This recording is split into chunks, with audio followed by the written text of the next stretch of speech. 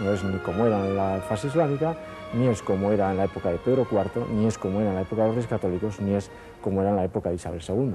Y es el aglomerado de cosas, de fragmentos, de trozos superpuestos, fruto fundamentalmente del trabajo de don Francisco Íñiguez, el que le da la configuración actual.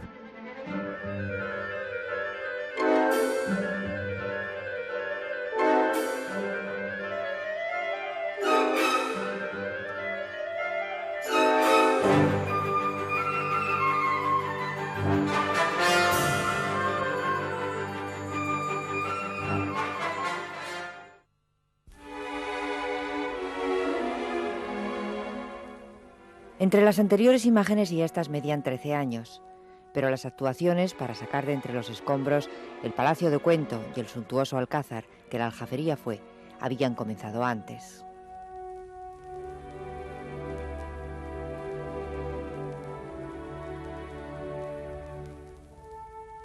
Sus primeros valedores son los integrantes de una comisión creada en Zaragoza alrededor de 1866 para salvaguardar sus monumentos.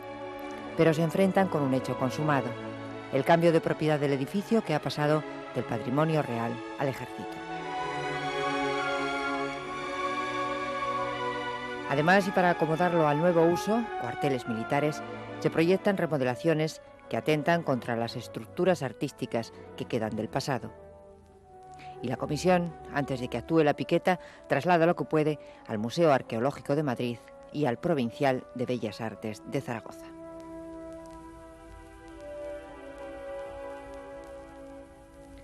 Lo que quedó en muy alta proporción fue tapado con argamasa y cañizos, forrado con yeso o destruido.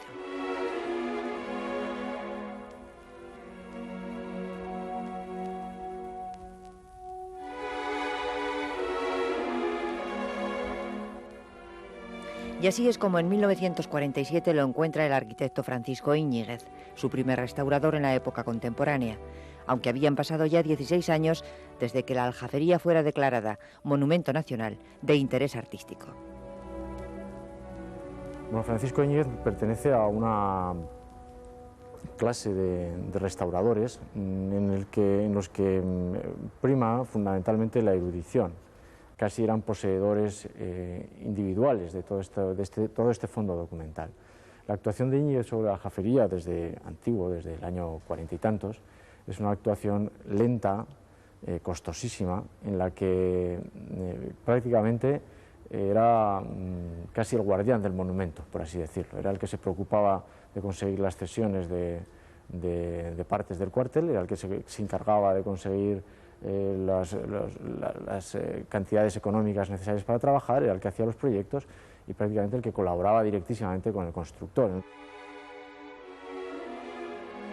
Los motivos que hacen a la Aljafería merecedora de este y tantos otros desvelos y que provocan que, según el momento, el poder la quiera o la desprecie, se explican perfectamente cuando se pasea entre unas piedras que narran como nadie los últimos 10 siglos de nuestra historia.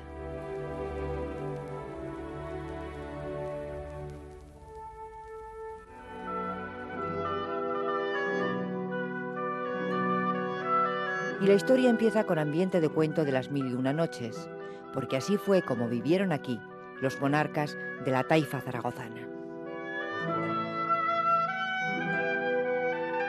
Estamos en el año 458 de la Égira, 1066 de la era cristiana. La desmembración del califato de Córdoba ha convertido a Zaragoza en refugio de los que huyen de la intransigencia cultural del sur.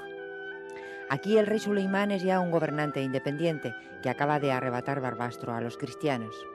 En adelante se le llamará por ello Al-Mutadir, el victorioso por Dios. Y Al-Mutadir está asentado en una corte en la que se mima a los hombres de ciencia. Es en este contexto en el que se decide construir un nuevo palacio. Pero la Aljafería no se levanta a la ligera. Su ubicación es consultada, por supuesto, a los arquitectos, pero también a astrólogos que indican el momento propicio para el comienzo de las obras, a médicos que aconsejan exponerla a los vientos del este, los más saludables, y a aritméticos para conseguir la armonía de las formas. De su decoración se ocuparán los mejores escultores, yeseros y pintores.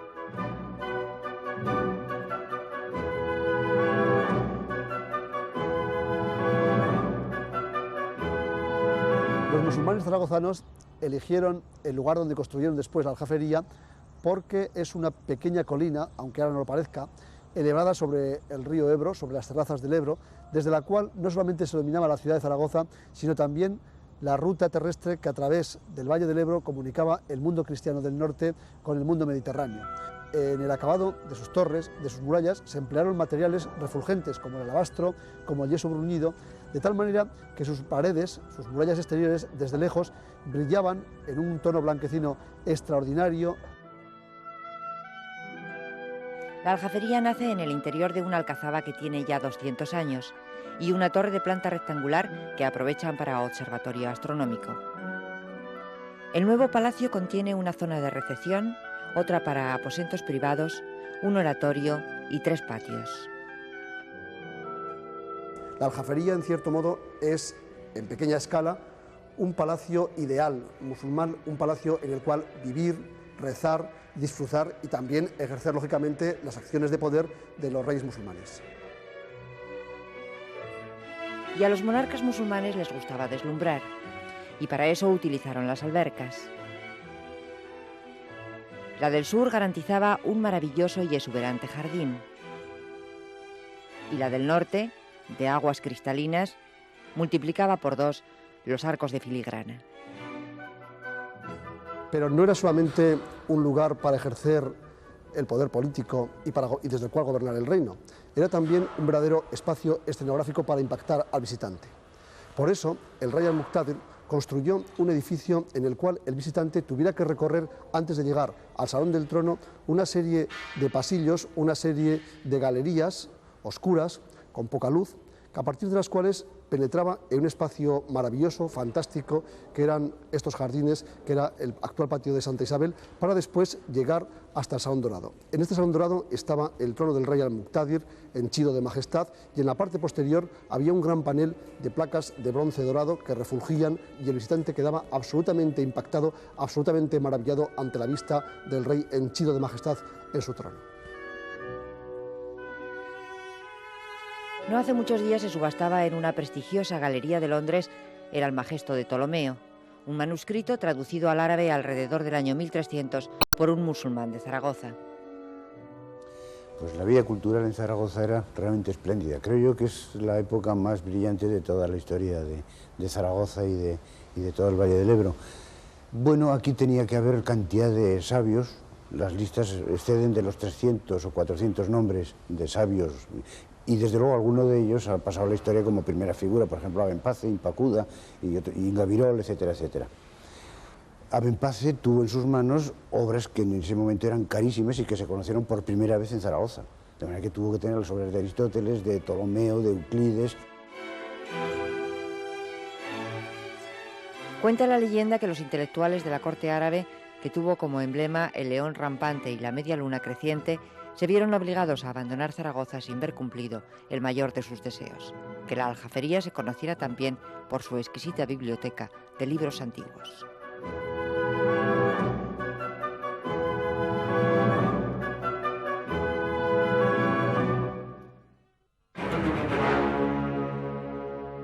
Zaragoza acaba de ser conquistada por los cristianos.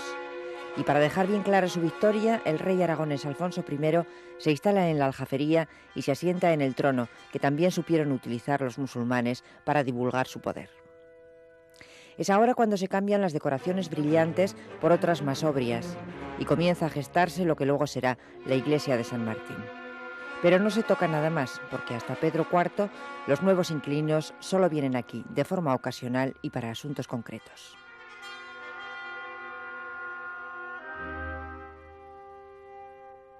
Pedro IV es el que, aprovechando lo que había sido el Salón del Trono musulmán, es decir, el Salón Dorado, lo reconvierte en Salón del Trono cristiano.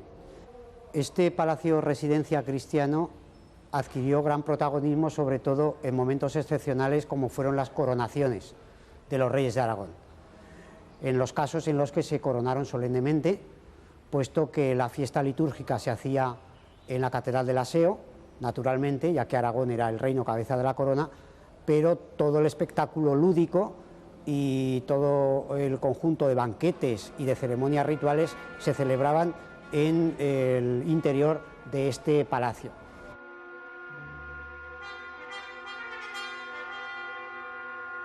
Pedro IV es un enamorado de su palacio de Zaragoza.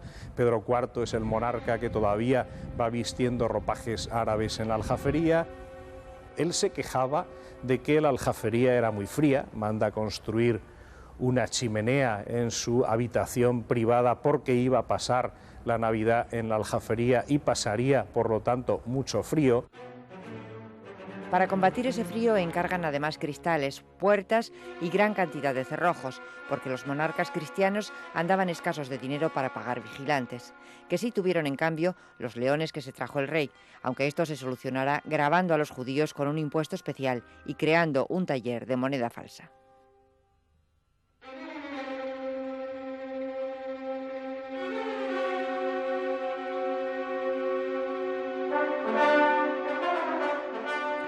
El Palacio Mudéjar se levanta en el espacio que queda entre la construcción musulmana y el Torreón, y hereda este pozo que se surce del Ebro a través de las capas freáticas y que garantizó a los árabes en tiempos de apuros el suministro de agua y la conservación de los productos frescos.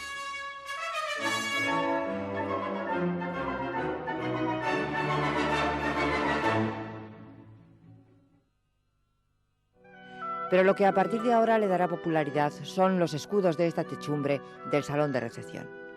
Pedro IV estampa aquí los elementos que son la historia y la esencia de su corona.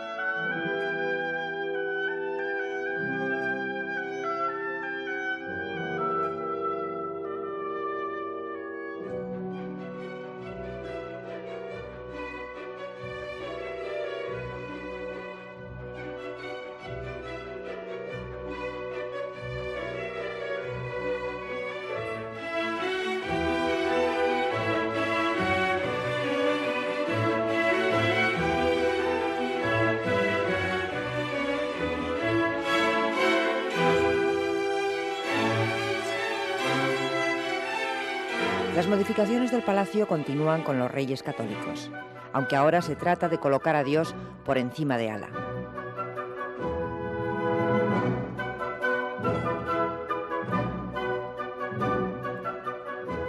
La aljafería crece pues en pisos que han de ser sostenidos con nuevas columnas. Y de paso que se mengua el patio central, se esconde también la construcción árabe.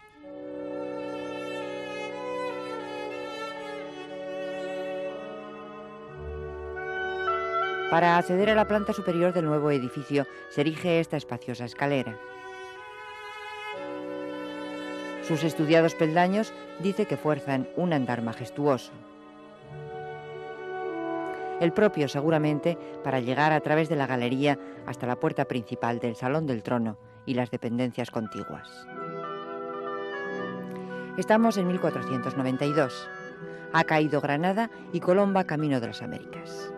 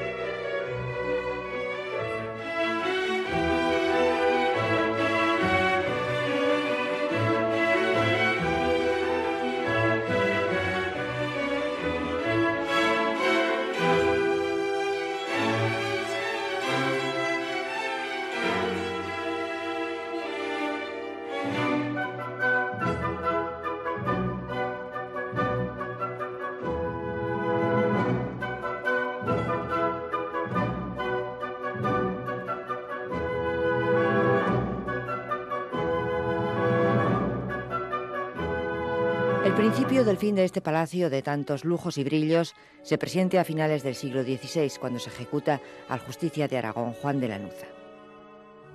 El Tribunal del Santo Oficio, ubicado inicialmente junto al aseo, estaba ya por motivos de seguridad en la Aljafería, donde se han modificado algunas torres para adaptarlas a las armas de fuego.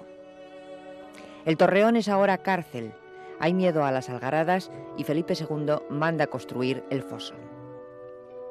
Estos son los dibujos de su diseño que encarga al ingeniero italiano Tiburcio Spanocchi y que se conservan hoy en el Archivo General de Simancas.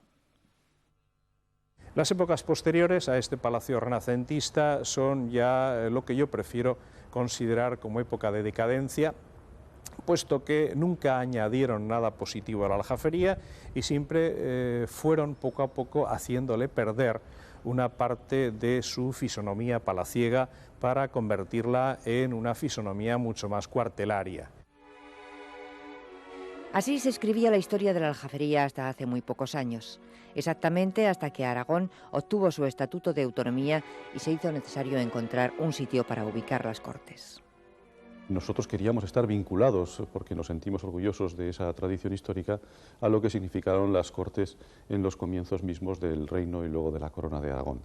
Yo salí elegido en las cortes, el presidente de las cortes, el 20 de mayo de 1983, y el 20 de mayo por la mañana, y el 20 de mayo de 1983 por las tardes, Ramón Sainz de Baranda, el entonces letrado mayor de las Cortes de Aragón y hoy presidente de la Comisión Jurídica Asesora, Juan Antonio García de Toledo, y yo vinimos a esta ruina, a este solar, a medir las posibilidades de ubicar las Cortes en este sitio. Y en los días finales de 1983 estaba tomada la decisión, hubo que hacer el proyecto de obras, tomar algunas decisiones en algún supuesto incluso dolorosas, porque se cometieron errores iniciales en la configuración del proyecto, y el príncipe puso la primera piedra de las obras en la primavera de 1986. Los llamados finalmente a ejecutar la obra son los arquitectos Luis Franco y Mariano Pemán. El ayuntamiento, a quien pertenece por entonces la aljafería, cede solo el espacio necesario para construir el edificio de las Cortes, que se sitúa en las zonas donde se encuentran los cuarteles. Y de momento, ahí se establece el límite. La primera vez que pisamos este palacio, en el año 1985, nos encontramos con un conjunto bastante caótico, como resultado de las distintas demoliciones llevadas a cabo en los años precedentes. Cuando ahora vemos las fotografías que hicimos en el momento de entrar, realmente casi nos produce un cierto cansancio el verlas por la cantidad de obra llevada a cabo desde entonces. El patio, que ahora se llama Patio de las Cortes, pues era un erial lleno pues, de matojos, de restos de obras. Cuando empezábamos en el año 85, los procedimientos de intervención en los monumentos, o sea, lo que es, digamos, los posicionamientos respecto de la manera de intervenir en los monumentos estaba cambiando muchísimo, ¿no?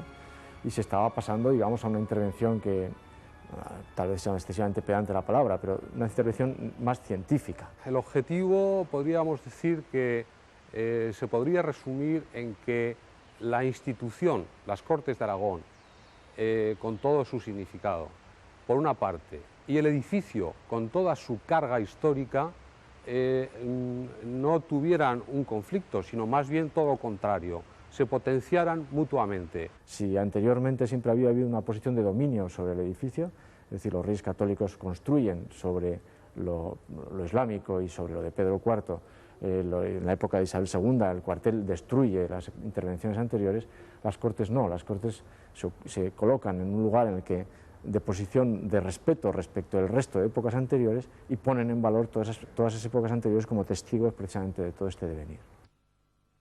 En 1987 las Cortes están terminadas y se inician los trabajos en la parte monumental que definitivamente pasaría a pertenecer también a las Cortes en 1994. Para nosotros esto era pues, un proyecto de futuro y afortunadamente pues, se ha convertido en una realidad.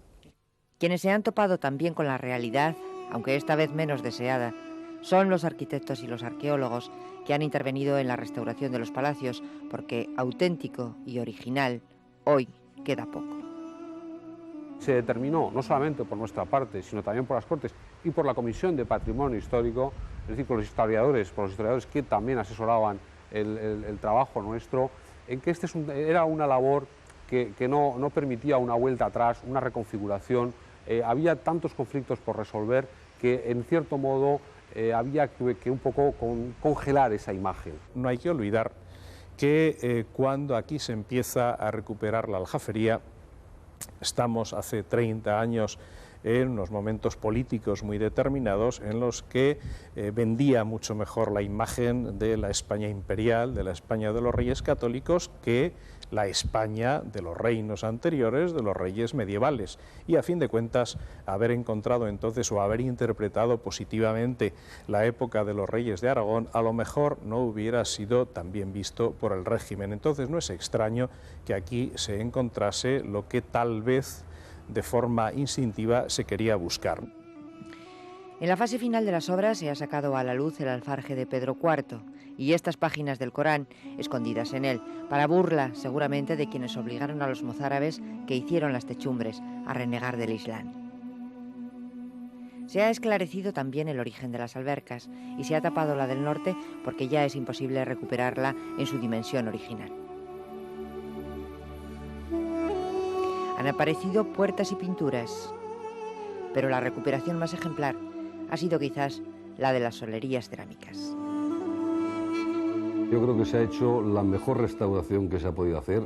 Esto es patrimonio de los aragoneses y ese es el papel que las Cortes quieren representar aquí, hacer compatible el trabajo parlamentario con la difusión cultural y sobre todo el ejemplo para los aragoneses que es este edificio. No hay que olvidar que aquí convivieron culturas, etnias y religiones muy distintas que hicieron a través de esa convivencia el Aragón más fuerte de la historia.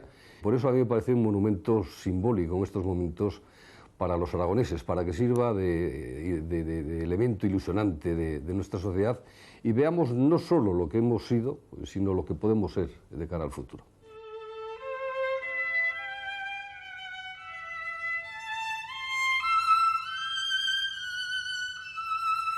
En este momento se ultima en la antigua capilla de San Martín la puesta en marcha de un fondo documental histórico que contendrá libros, documentos, mapas y grabados antiguos. El fondo cuenta ya con unos 100 ejemplares, entre ellos el Códice de Fraga.